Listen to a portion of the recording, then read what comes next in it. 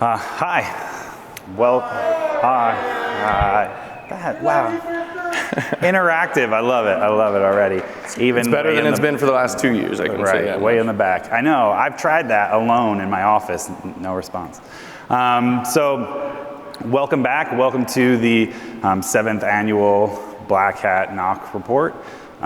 We're just going to jump right into it because we've got some stuff to cover. So who am I? So my name is Neil Wyler.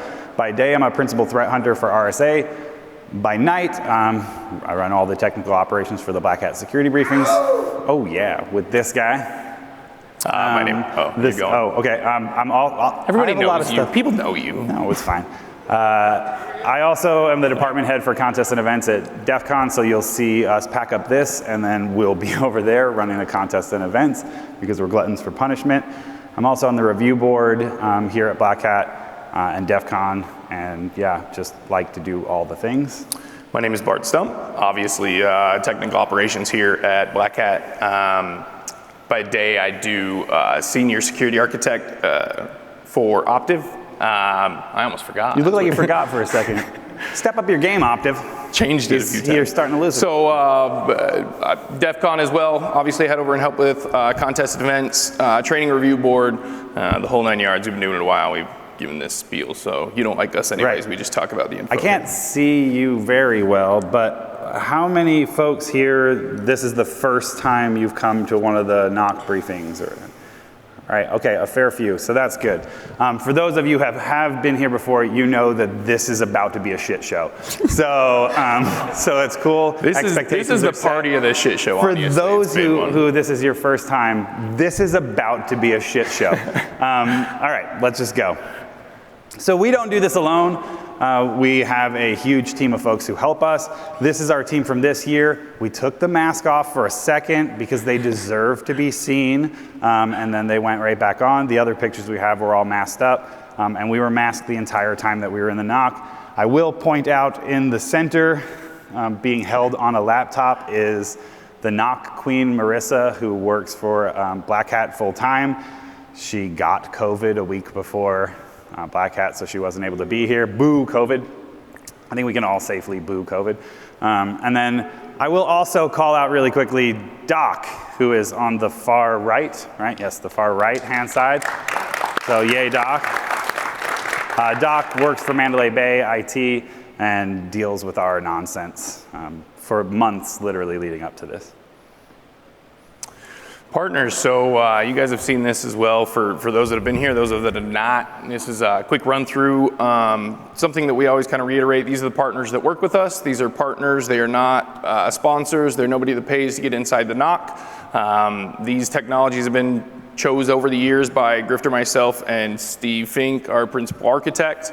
And we go through this basically as the customer. So we go through, we're building a network operations center for Black Hat that is all about the reliability. As much as people think that security is our main goal, obviously that's a close number 2, but when we have training classes, the amount of labs that are in cloud environments these days, we don't want to be the ones ruining somebody's demo on stage.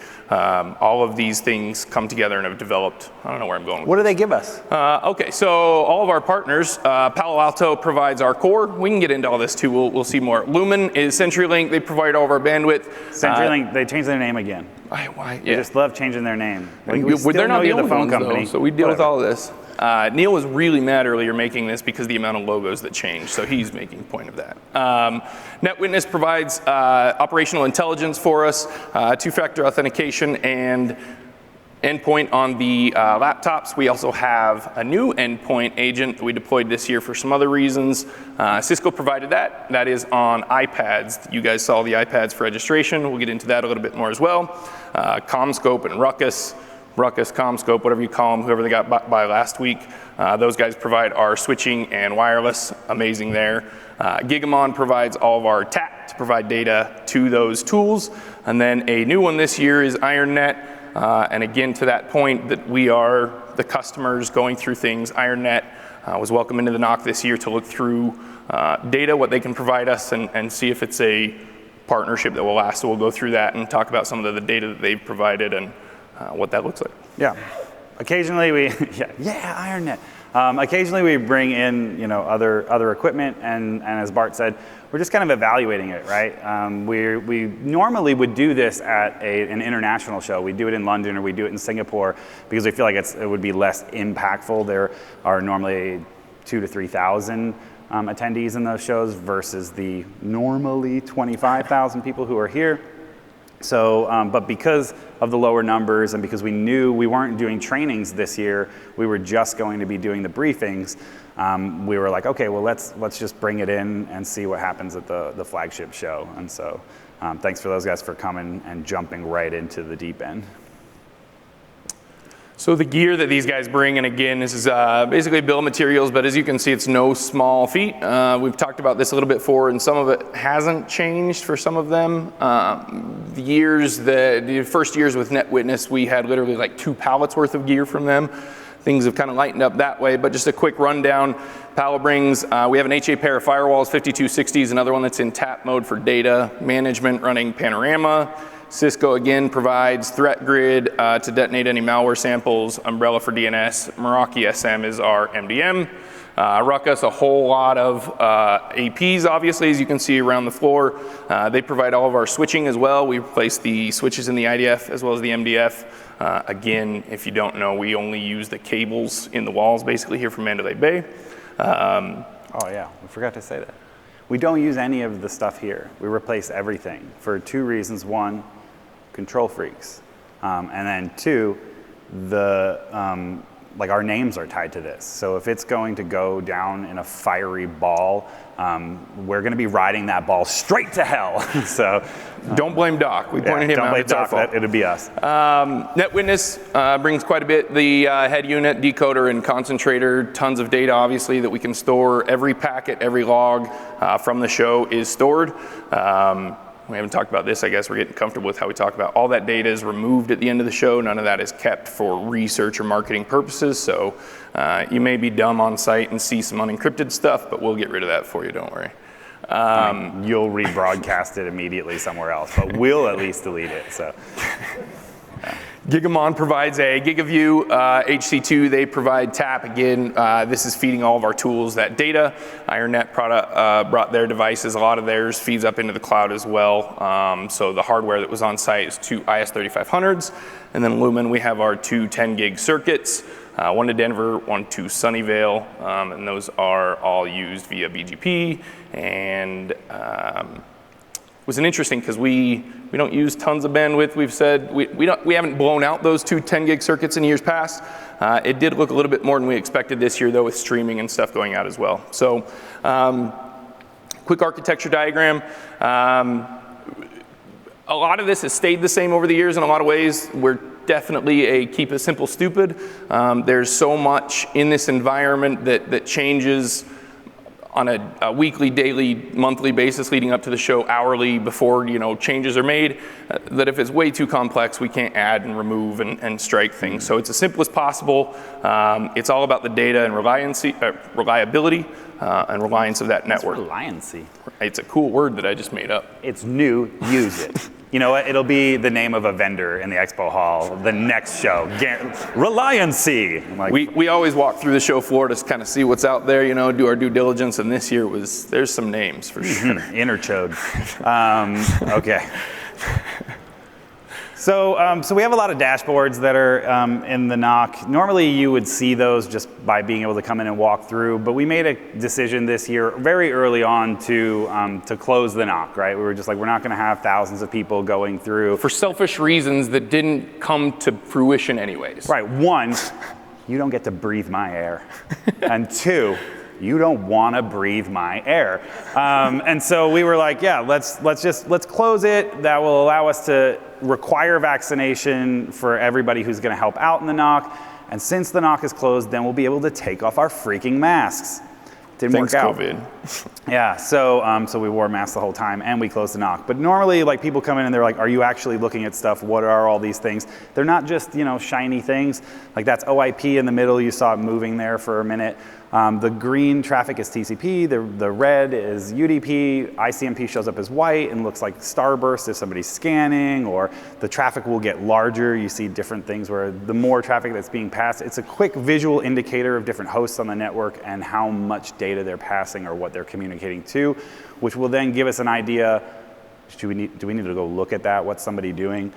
And we'll go check it out and pivot to something like NetWitness and say, can you show us what these guys are doing?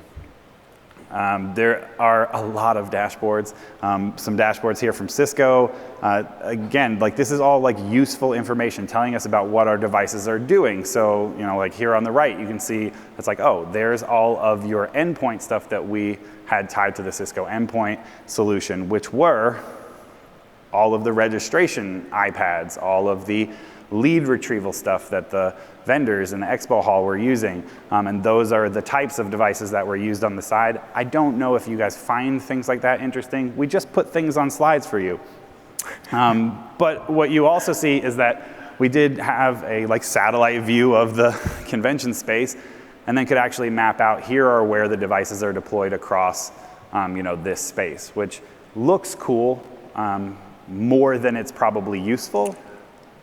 But we like stuff like that. I'm not too worried if one of those iPads disappeared, but you can see it out by the pool. No, that would be an interesting. The iPad Mini 4 walked off. So that doesn't mean go steal them. Just I realized who I was talking to immediately after I said it. Have to check it. Oh yeah, yeah. Grifter said it was okay. Yeah, so again, more dashboard stuff here from IronNet and NetWitness, just giving us all the datas. We'll take all the datas.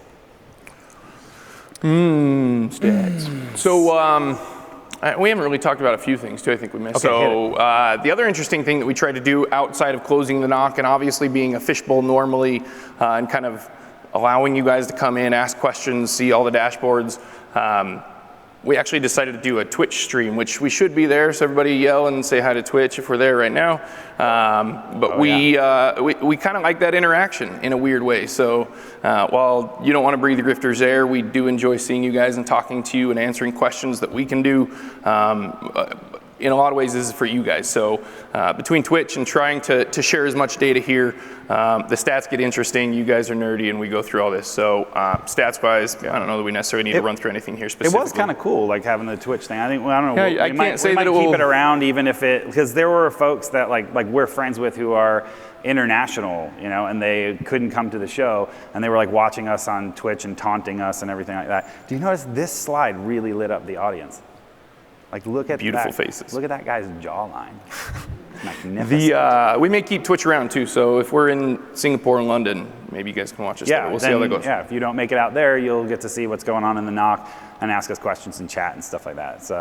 But you can see, you know, some stats here, things like the amount of data, like written to disk, a lot of encrypted traffic, and you know, was being passed over the network. Obviously, we don't keep those payloads because they're encrypted, and we're not like, you know, drink more Ovaltine to try to figure out what you guys are doing.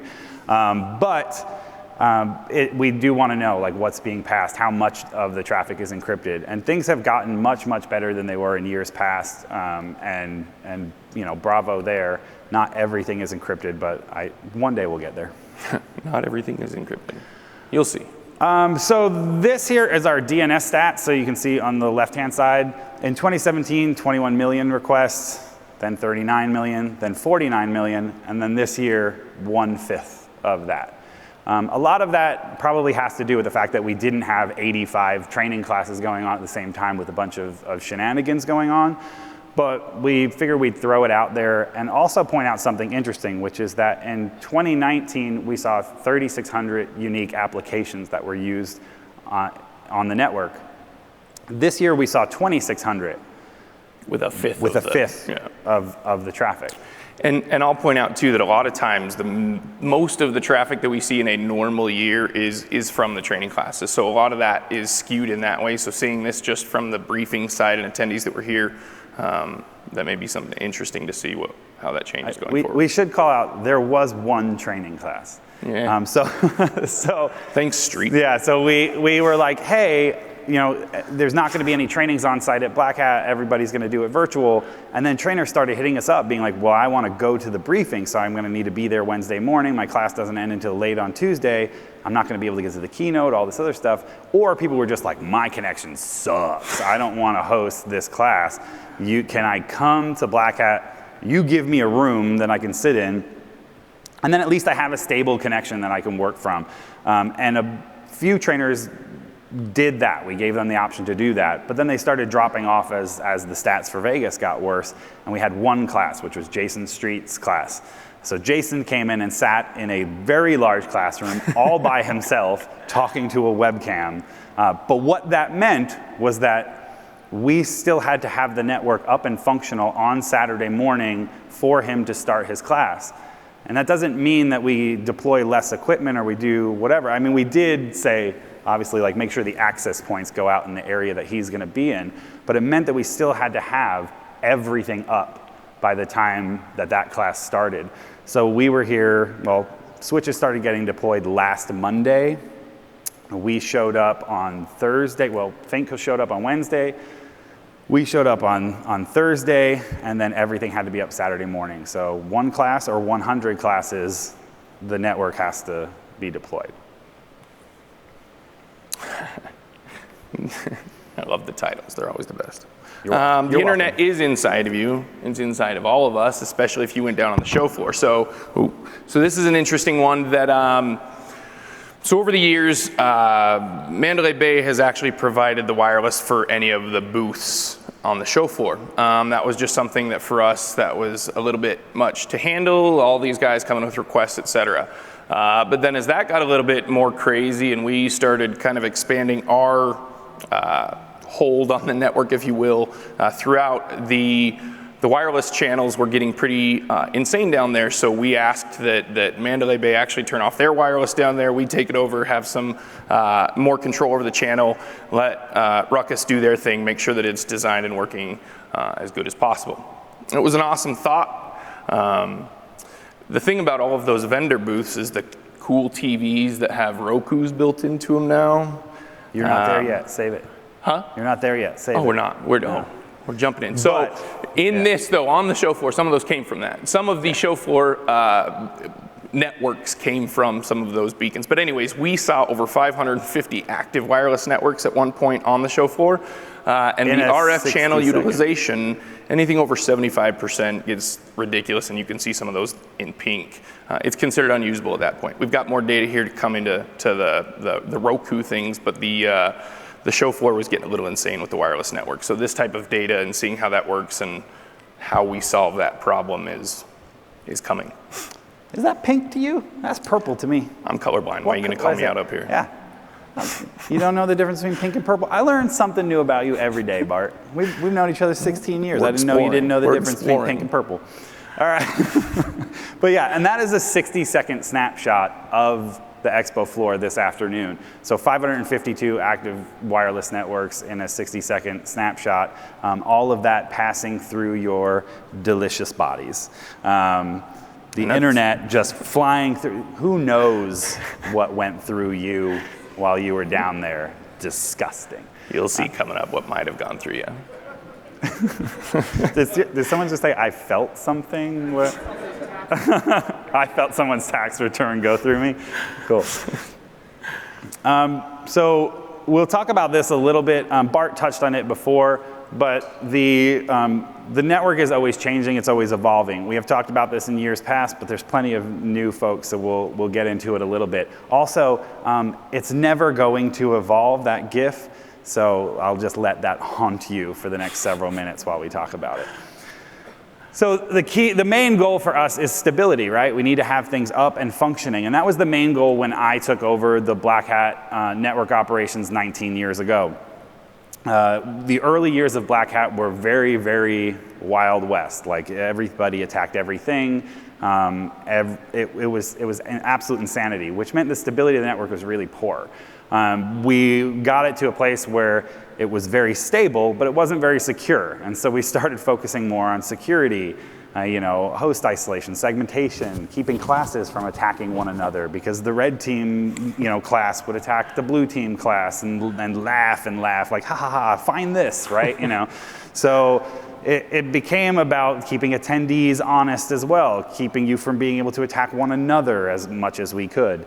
And so from all of that activity over years, you'd always see articles, and they still publish them every year, including coming up to this one, where people say the Black Hat network is one of the most hostile networks in the world.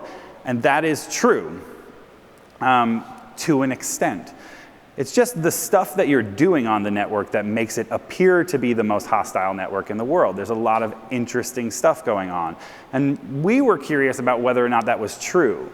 And so we said, okay, well, let's do some hunting, right? Can we go in here and get some visibility into it? Start pulling logs from all of our different sources, grab full packet captures, endpoint from the places that we could, and start looking into that. And we were like, oh, wow, yeah, it is bad. And so it's a very interesting network. That, when we were on there looking around, we obviously started seeing signs of different types of malware and malware activity going on, and quite a bit of it. And so we're like, well, let's look deeper. Let's take a look at these different variants, find out what they do. Let's interact with this thing. So we started doing sandboxing. And that's just how it evolved. Like, as our industry has evolved and found things to be more and more important, our network here at Black Hat has evolved as well. And sometimes, I don't know how to say it without, I'm not going to say this because it's going to sound arrogant. I don't mean it to sound that way, but we'll do it, and then a couple of years later, it will become like a bigger thing. Like, everyone's like, oh, we should do this thing. I think that's just due to the nature of what we're dealing with, and people will come to us and be like, we have a new way for you to maybe try something out, and we start, beta testing this kind of crap on the network. That's part of the interesting piece to not paying for the equipment too. Yeah, that's one thing that's nice for us, is because they're partners and they just give us their equipment and people and time. We're able to be like, oh, that sounds really cool. Sure, let's try it. Not like, oh, that's $250,000. Our license on this other one doesn't expire for 6 months, so we can't. It's so nice. Yeah, people are just excited to see what their stuff does on the network, and that's been really great for us. We added identity and access management stuff probably at this point about 10 years ago or 8 years ago, when we were working with a vendor who, with the best of intentions, was making changes to their configurations and doing updates to their devices that they had brought into the NOC, and unfortunately caused an outage in the morning for training classes that was about 90 minutes. It was the longest outage we've ever had at Black Hat. And so we were like, well, we can't allow, even though they're partners and we do have this like certain amount of trust, we can't trust that everything is going to go well. And we would have never approved the changes that they were making. And so now the only changes that can be committed, all of the partners can go in and change the configurations, but they can't actually commit them unless Bart, myself, or Steve pushes a button, right? So the endpoint side of things, we once tried to say, like, even just using certificates with you guys and stuff, and everybody was like, I'm not installing a damn thing from Black Hat, right? So we don't expect that you're going to go out and deploy endpoint agents on all your devices, but we do have some of our own, and that's the registration stuff, the lead retrieval stuff, and we were like, well, let's get something on there as well, and that's been really nice. And another thing that we added a couple of years ago was automation for certain things. I don't know, do you want to talk about this? I feel like I've been talking a long time. You have been. So the automation piece of what we do, and SOAR is one of the big things as far as automation that we've been doing for a little while that seems to get interesting, and again, not as an arrogant way. It's nice to see that and see some of that technology come and let us play with it before it's really out there, if you will. So between the Threat Connect, NetWitness, and Palo Alto, Cisco, there's a whole slew of things here. We get the data, seeing whether there's clear text, confirmed malware, or crypto mining. We get the data of the endpoint. That data is passed on through APIs to put the user device in a group. So they are then presented with a captive portal when you hit any clear text web page after that. As you can see, it's nothing crazy. We're not asking for credentials, but we'll let you know what we saw. So if that's, again, the 3 that we actively do right now, if we see any clear text account credentials, malware, or crypto mining. We'll let you know. You can come visit and see if there's anything there.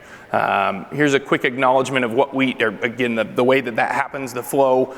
Basically, I'll show in there that there's a kill switch, if you will, so we don't get a 500 false positive group of users that are added to that group, and then all of a sudden everybody gets a captive portal, and that would not look good on the Black Hat network to some extent. So we wanted to make sure that at least didn't look bad in any false positives. So we approve each one of those groups that gets added in. But there's your automation. There's some other flows that we're looking to do and add to the network. But as far as this goes, it's been hopefully helpful to you guys to see anything if that's there. But we also don't want to break anything. So if you're intending to mine cryptocurrency while you're here, then you at least know that we saw it and you can keep doing your thing. Carry on, and if you're just running a bunch of malware on your device, go forth and be disgusting, right? So, If not, you can come tell us. Yeah, we'll talk to you about what data we saw, what it looks like, if there's anything we can do to help, et cetera. So. Yeah, and that happens through a bunch of the different partners in there. So the collaboration between the partners in the NOC is really nice, and in some cases these folks are competitors to one another out in the field, right? They're trying to get your dollars, first from one another. But when we go into the NOC, the amount of actual partnership, and it truly is a partnership, is incredible between these folks. All right, it's story time. So if you were here in 2019, you remember this slide because it's the exact same slide from 2019. I think you know where this is going.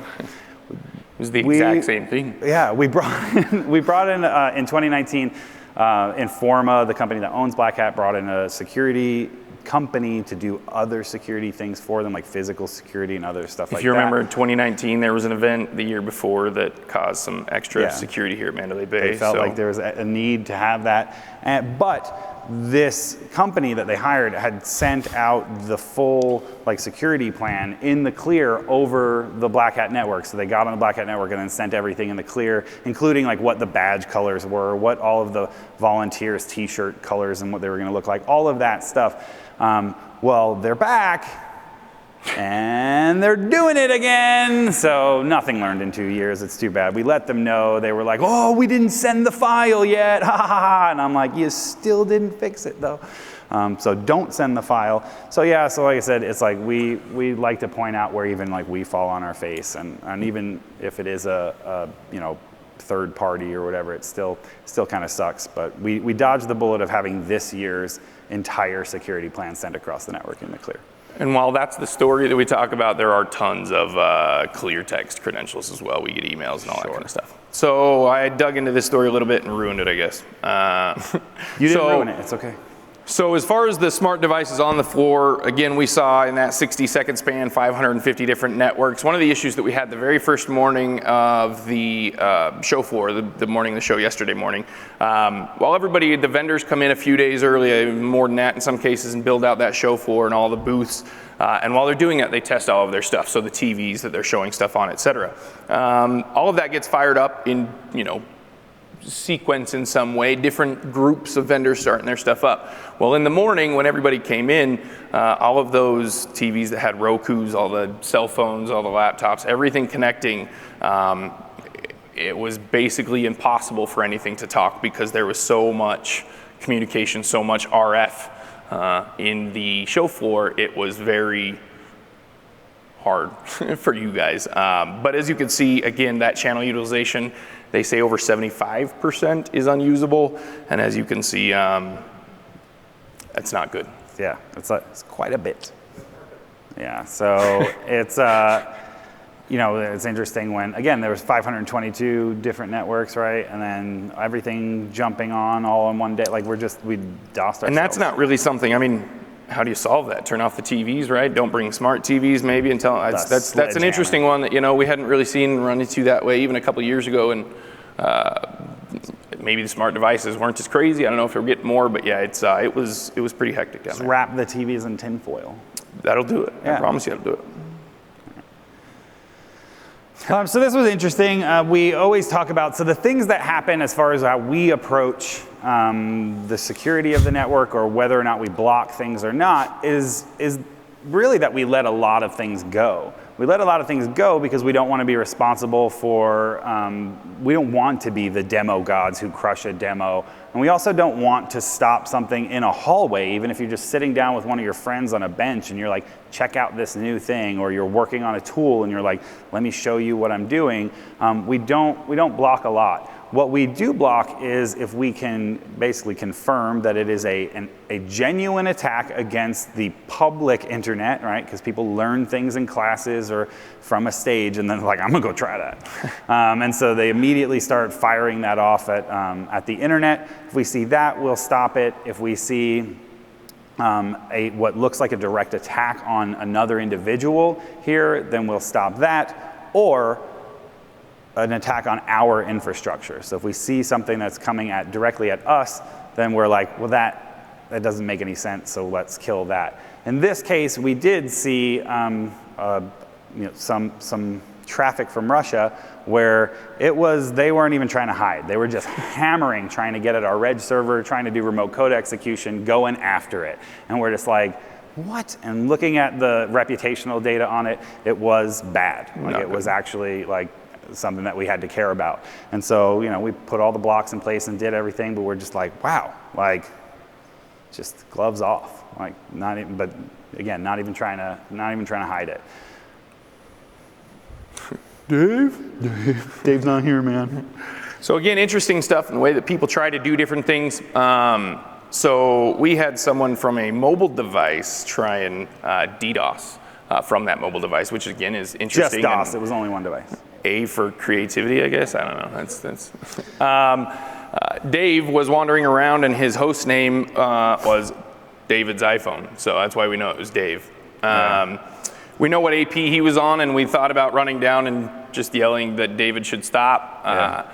We never found Dave, but he was definitely trying to do some DDoS from an iPhone, so that's unique and interesting. Thanks, Dave. Yeah, we didn't find Dave, so he's still out there wherever you're at, Dave. But like, we do things like that. Like, we have gone into like training classes and been like, attacking, an actual public website is still illegal. Like, even at Black Hat, like, we'll do that, and then you'll see some like that traffic will stop, right? So sometimes just yelling like, we can see you, like, makes people stop. It's also an interesting thing, I guess, to tie back to the automation. This is a big reason that we actually started doing some of the automation. So we'd run into the back of training classes when we saw any of that. Oh, you're hosed. You should turn that laptop off, kind of thing. But once they were out of the training classes, I mean, I have an IP address and kind of know where someone is in a hallway as far as the AP or wireless goes. But we wanted to be able to give some of that data no matter where you are, and that's hence the captive portal. So that would have been interesting. We could have just said, "Hi, Dave." Hi, Dave. Dave wasn't there though. All right, so this one, it was interesting. What clued us into that, it was something that we should care about. This was, again, from the IronNet stuff. So they got a very high score on, like, this looks like it could be bad. And upon investigation, it was. Well, for that guy, it was. So somebody basically jumped online to get some video editing software. I don't know if it's you, ETS. I'm sure you guys pay for your licenses, whatever. But they didn't want to pay for that video editing software, so they went and downloaded a crack for it, and it was Redline malware. I didn't know it was still 2003. Yeah, dang. Keygens, bro. Correct. But yeah, so when they ran that crack, it threw some malware on their machine that grabbed their creds, grabbed their cookies, like all kinds of stuff, uploaded all of that, took a screenshot of the desktop, which you see on the bottom right of the actual individual screen. That's what was sent out. And then we grabbed that out of the stream and rebuilt it so that you could laugh with us. I thought he was using a cracked version of WinZip too. That would be better. Yeah. Yeah, WinRAR without ever licensing it. Somebody paid for it at some point, or they're just selling meth. I don't know how they're in business. And then the upper right is the actual communications to the command and control that for the malware. So yeah, just again, this is the type of stuff that we see. This individual, because there was enough information that was sent out and there was other stuff that went as well, we were able to identify, and so they are somebody who now knows that this took place. and are able to take care of it later. And that's the thing about where we talked about Black Hat being known as one of the most hostile networks in the world, because of the stuff where we see the crypto mining, we see the clear text credentials, or we see somebody with confirm malware or communications to a command and control server somewhere, and we send them that captive portal page. In this case, he was not still on the network, but we had enough information to reach out despite that. So they didn't get a captive portal, they got a hey. We do that hoping that rather than people coming onto the network and it being the most hostile environment they actually, in some cases, leave safer than when they arrive. So, you know, that's what we're trying to accomplish.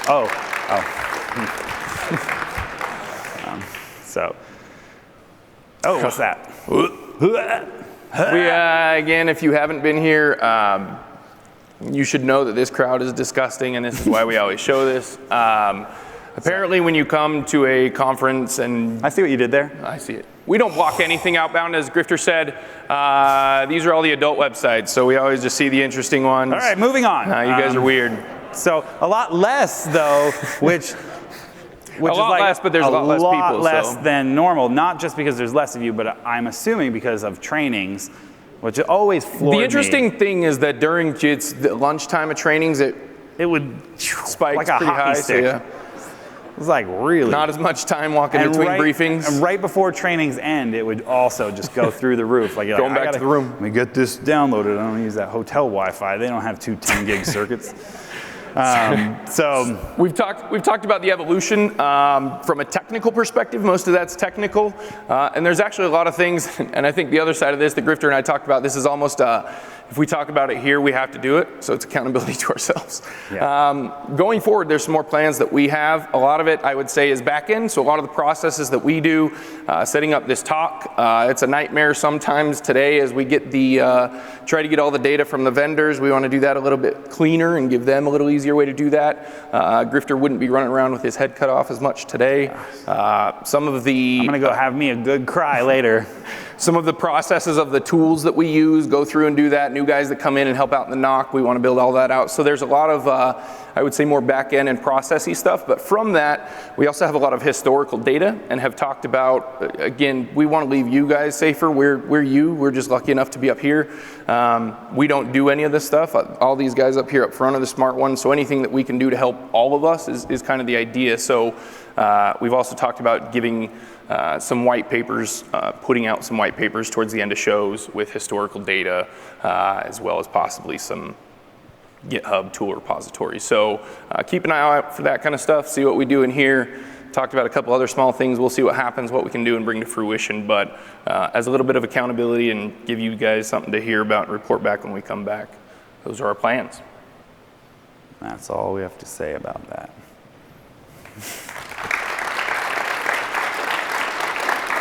All right, so we do not have a lot of time. Yeah, I was going to say, we usually have a lot more time because we just kind of stand up here. So any questions, we'd like to give that time to you guys. We can kind of see. So somebody raise your hand and holler and we'll let you. You're one of us. What do you want to talk about? What was IronNet like in the NOC? Blah, blah, blah. If I hear, oh gosh. No, I was just going to ask, like, since you guys are involved in like the training review board and everything, are you tailoring any sort of protection or looking for something that you know is going to be presented for the first Okay. time? So the question is, because we're part of the review boards as well at Black Hat, which is like, it's a those are very different silos, right? So we are not part of those because we're part of the NOC, we're invited to be on them because we're dope. But the question was, when we see things come through that we know is going to be a new vulnerability or a new attack based on the submissions that we're getting, do we go and change things in the NOC to get ready for that? And the answer is no. It wouldn't be right. Two, we want to see what happens. So that's the realist I can be with you, is we're like, let's see what happens. I will quickly add, though, that we've seen things executed, obviously, that did affect us, that we did have to update while on site for other things. Yeah, so there are things that we definitely were like, this could be a potential issue, and we're like, well, let's find out if it is. this whole exercise of doing the NOC and getting up here and delivering back to you guys what it is that we're learning while we're doing it is supposed to kind of emulate what you would do if you were trying to set up a stable, secure network in your environment, right? And so having that insider knowledge isn't really cool. Also, we have seen things though where a presenter has delivered something on stage and we have seen active exploitation of that vulnerability. It was 12 hours after it was delivered from stage. So we get to see like that's what we're dealing with. That's the reality of the world that we all live in, is it's within 12 hours of someone talking about it at Black Hat, there was an exploit being used on our network for that vulnerability. Let's get a couple more before you kick us out. I saw a couple, I thought. Sure. Anybody? No? Yeah, I'm not leaving. Come and get me. No? Where are you? Okay. Jeff's backstage, I guess not. I think. No questions? Nobody else? Jawline guy? No? Sweet. All right. Thank you very much. All right, thanks.